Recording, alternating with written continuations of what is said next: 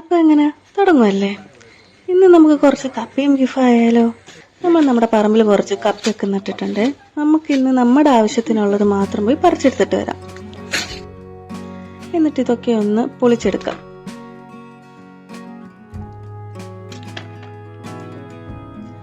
കപ്പ പൊളിച്ചതിന് ശേഷം അതിൽ കുറച്ച് മണ്ണും ചെളിയൊക്കെ കാണും. നമ്മൾ അതൊക്കെ ഒന്ന് കഴുകിയെടുക്കണം.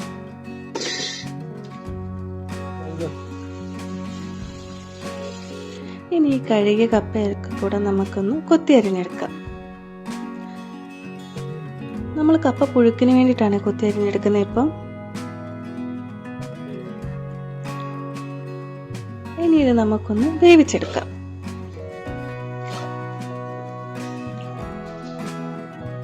വെന്തതിന് ശേഷം അതിൻ്റെ വെള്ളമൊക്കെ ഒന്ന് ഊറ്റി വെച്ചിട്ട് അതേസമയം നമുക്ക് പോയി ഇതിന് അരപ്പ് റെഡിയാക്കാം. അതിനുവേണ്ടി നമുക്ക് ആദ്യം വേണ്ടത് കാന്താരി. അതിന് കാന്താരി പോയി പറിച്ചിട്ട് വരാം.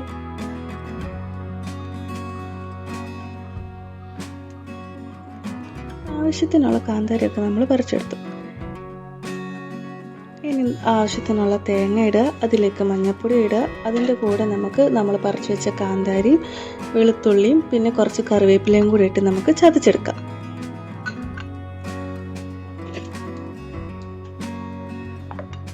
ഇനി വേവിച്ച് വെച്ചിരിക്കുന്ന കപ്പിലേക്ക് നമുക്ക് ആവശ്യത്തിന് ഉപ്പിട്ട് കൊടുക്കാം. ഉപ്പ് ഇവിടെ ഞാൻ ഇന്ദുപ്പാണ് ഉപയോഗിച്ചിരിക്കുന്നത്.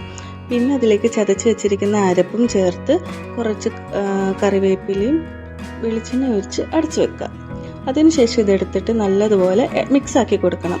അതായത് കപ്പയും അരപ്പും വേർവിട്ട് നിൽക്കാതെ നല്ലതുപോലെ കുഴച്ച് വേണം എടുക്കാൻ വേണ്ടിയിട്ട്.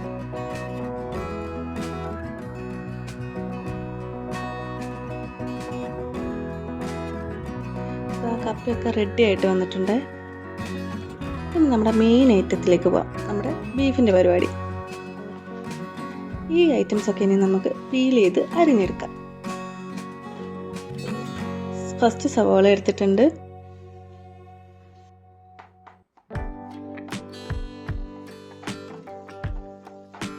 ഇനി ഒരു ട്രാൻസിഷൻ ട്രൈ ചെയ്താണ് ചീറ്റിപ്പോയി. പക്ഷെ ഇതിൻ്റെ വിഷമം നമുക്ക് ഇഞ്ചിയിൽ മാറ്റിയെടുക്കാം. ഇഞ്ചി, കുഞ്ഞുള്ളി, വെളുത്തുള്ളി ഇതെല്ലാം നമ്മൾ അരിഞ്ഞെടുത്തിട്ടുണ്ട്. ഇനി തേങ്ങാപ്പുളി, ഇനി അത് അരിഞ്ഞെടുക്കണം.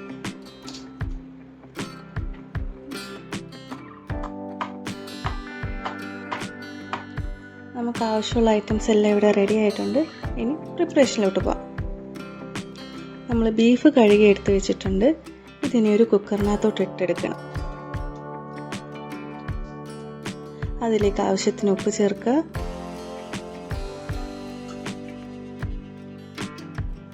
മഞ്ഞൾപ്പൊടി, കുരുമുളക്,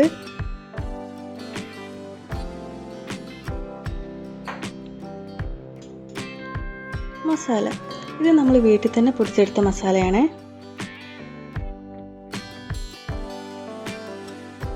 ഇനി കുറച്ച് ഇഞ്ചിയും കുഞ്ഞുള്ളിയും വെളുത്തുള്ളിയും കൂടി ഇട്ട് നല്ലതുപോലെ ഇളക്കി വെക്കണം.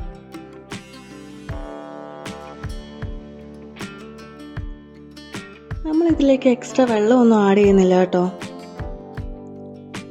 നമ്മൾ വാങ്ങുമ്പോൾ നമുക്ക് കിട്ടുന്ന ബീഫിനനുസരിച്ചാണ് അതിൻ്റെ വേവിരിക്കുന്നത്. നമുക്കിവിടെ ഒരു 2-3 വിസിൽ വേവിക്കേണ്ട ആവശ്യം വന്നിട്ടുണ്ടായിരുന്നുള്ളൂ.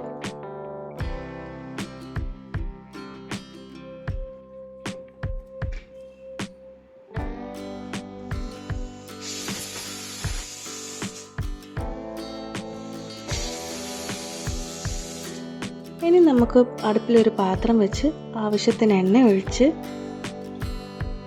എണ്ണ ചൂടാകുമ്പോഴത്തേക്കും കടുക് പൊട്ടിച്ചെടുക്കാം.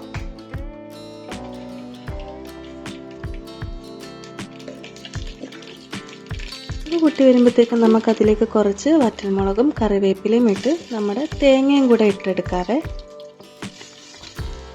തേങ്ങ ഒരു ഗോൾഡൻ ബ്രൗൺ കളർ ആയി വരുമ്പോഴത്തേക്കും നമുക്കതിനകത്തേക്ക് ഇഞ്ചിയും വെളുത്തുള്ളിയും കൂടി ഇട്ട് കൊടുക്കണം.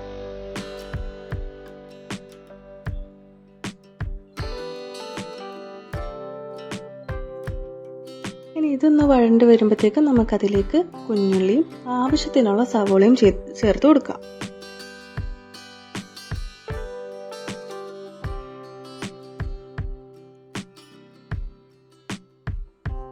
ഇതിൻ്റെ കൂടെ ലേശം ഉപ്പൂടെ ചേർത്ത് കൊടുത്താൽ പെട്ടെന്ന് വഴണ്ടി കിട്ടുവേ. ഇതൊന്നായി വരുമ്പോഴത്തേക്ക് നമുക്കിതിലേക്ക് കുറച്ച് തക്കാളി ഇട്ട് കൊടുക്കാം.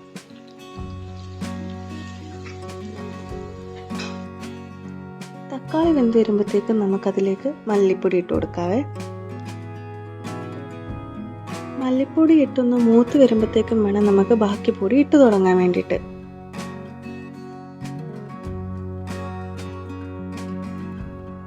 മല്ലി മൂത്ത മണം വരുമ്പോഴത്തേക്കും നമുക്കിനി ഇതിലേക്ക് കുറച്ച് മുളക് പൊടി ഇട്ട് കൊടുക്കാം.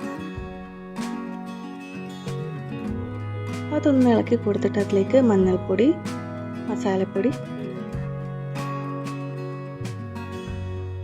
പിന്നെ കുരുമുളക് പൊടിയും കൂടെ ചേർത്തിട്ട് ഇളക്കി വെക്കാം.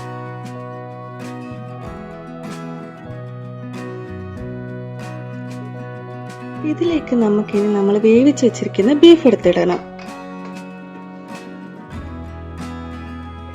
ബീഫ് ഇട്ട് നല്ലതുപോലെ ഇളക്കി കുറച്ച് കറിവേപ്പില ഇട്ട് നമുക്കിനി അടച്ചു വെക്കാം. അപ്പോഴത്തേക്ക് നമ്മുടെ ബീഫ് കറി റെഡിയാവും. ഇനി ഇതിന്നൊരു വെറൈറ്റിക്ക് വാഴയിലയിൽ വിളമ്പി കഴിക്കാം.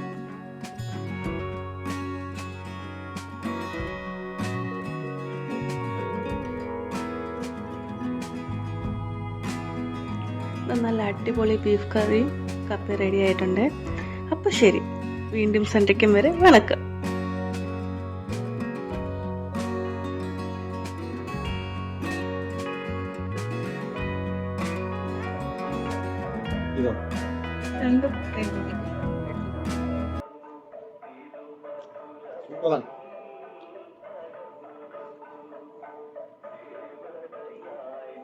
ഈ വീഡിയോ ലൈക്ക് ചെയ്യാനും കൂട്ടുകാർക്ക് ഷെയർ ചെയ്യാനും ഈ ചാനൽ സബ്സ്ക്രൈബ് ചെയ്യാനും മറക്കല്ലേ. സപ്പോർട്ട് ചെയ്തേക്കണേ. എല്ലാവർക്കും നന്ദി.